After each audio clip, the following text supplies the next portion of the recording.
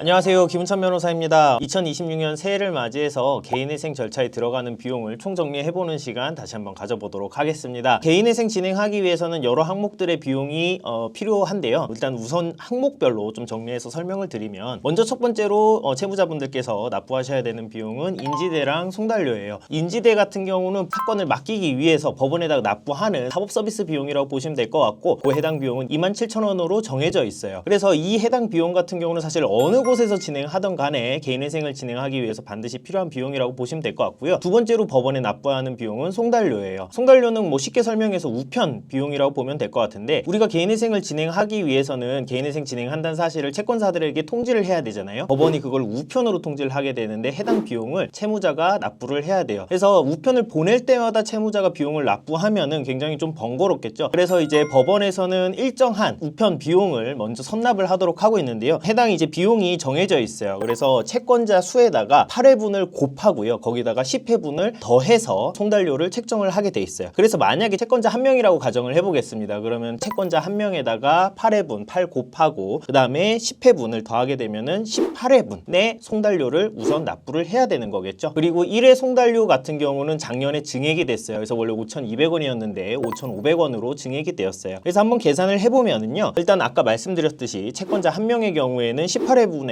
송달료를 선납을 하셔야 되고, 해당 비용은 99,000원, 채권자 5명의 경우에는 275,000원, 그 다음에 채권자 10명일 때는 495,5천원이고요 채권자 15명일 때는 715,500원, 그 다음에 채권자가 20명일 때는 935,000원이에요 이게 채권자가 많아지게 되면 사실 이 송달료 자체도 굉장히 좀 커지기 때문에 이 내용을 좀 모르고서는 개인회생 진행했을 때 갑자기 송달료를 크게 납부를 해야 되면 당황하실 수 있으니까 좀 참고를 하시면 좋을 것 같습니다. 두 번째 비용은요, 부채증명서 발급 비용이에요. 개인회생을 진행하기 위해서는 채권사로부터 채무자의 채무가 총 얼마인지에 대해서 확인하는 부채증명서 서류를 제출을 해야 되는데요. 해당 서류를 발급하기 위해서 들어가는 비용이 있어요. 그래서 부채증명서 발급 비용은 채권사한테 그 서류를 발급받을 때 내는 수수료가 있고요. 그 다음에 대행업체에게 주는 용역 수수료가 있어요. 통상적으로 채권사 한 곳당 부채증명서 발급 비용은 10,000원에서 15,000원 정도로 형성되어 있고요. 아까 말씀드렸듯이 대행업체를 통해서 발급받을 때는 용역 수수료가 발생하기 때문에 채무자가 직접 내가 채권사를 통해서 발급받겠다라고 하신다면은 그 해당 대행 수수료만큼은 절약하실 수 있는 점 참고하시면 좋을 것 같습니다. 그 다음에 이제 투입되는 비용은 예납금인데요. 예납금 같은 경우는 모든 채무자에게 발생하는 것은 아니고, 개인회생을 진행하시는데 사업소득자이시거나 총 채무가 1억 원이 넘어가는 경우에는 외부회생위원이 선임되고, 외부회생위원 선임 비용으로 예납금 15만 원 정도가 발생할 수 있어요. 그래서 이제 이거는 개인회생 진행하고 외부회생 선임되었다라고 하면 통상적으로 대리인 사무실에서 예납금 납부하세요 라고 안내를 드릴 터이고요. 만약에 외부회생위원이 선임되지 않는다라고 한다면은 발생하지 않는 비용이니까 참고하시면 좋을 것 같습니다. 마지막으로는 이제 가장 포지션이 큰 비용이죠. 변호사 비용인데요. 변호사 비용은 저희 사무실 기준으로는 통상 250만 원 정도가 형성이 되어 있습니다. 해당 비용은 사실 사무실마다 가격 정책이 다르기 때문에 일률적으로 딱 잘라서 말씀을 드리기는 어려운데요. 다만 공통적으로 이제 사건의 난이도에 따라서 금액이 올라가거나 내려가는 특징이 있게 돼요. 그래서 어떤 사건일 경우에 변호사 비용이 올라가느냐, 요거에 대해 설명을 드리면, 일단 우선적으로 채권자 수가 많은 경우, 그 다음에 개인 채권자가 많은데 개인 채권자 정보를 모를 때, 이런 경우에는 대리인 사무실에서 그 개인 채권자 주민번호랑 주소를 특정해야 되는 업무가 추가되기 때문에 변호사 비용이 증가될 수 있고요. 그 다음에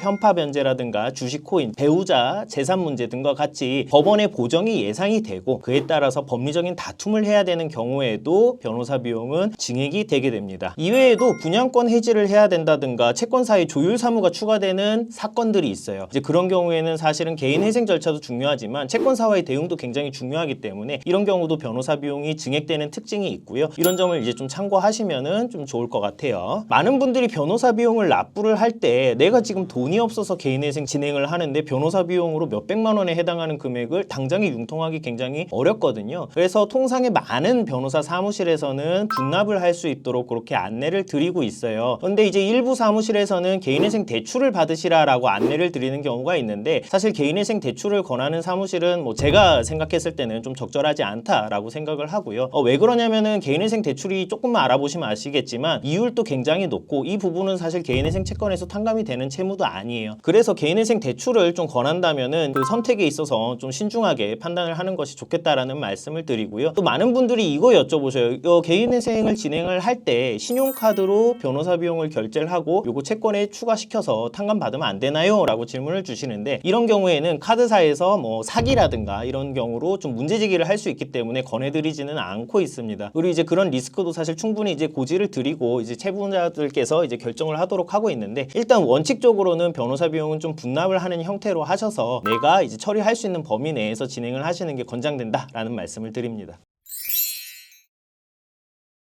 오늘 개인회생 절차를 위해서 필요한 비용을 정리해봤어요. 일단 첫 번째로 인지대가 있었고 송달료가 있었어요. 그 다음에 부채증명서 발급 비용이 있었고요. 그 다음에 예납금이 있었고 마지막으로 변호사 비용에 대해서 설명을 드렸습니다. 사실 오늘 설명드리는 비용이면은 개인회생 진행을 위해서 필요한 비용은 다 정리된다라고 보시면 될 것 같아요. 그래서 요 어떤 내가 어느 정도의 예산이 투입되겠구나를 검토하시고서는 개인회생 진행에 대해서 한번 심사숙고하셔서 결정 내리시면 될 것 같고요. 관련해서 궁금하신 점 있으시면 언제든지 편하게 문의 부탁드리겠습니다. 감사합니다.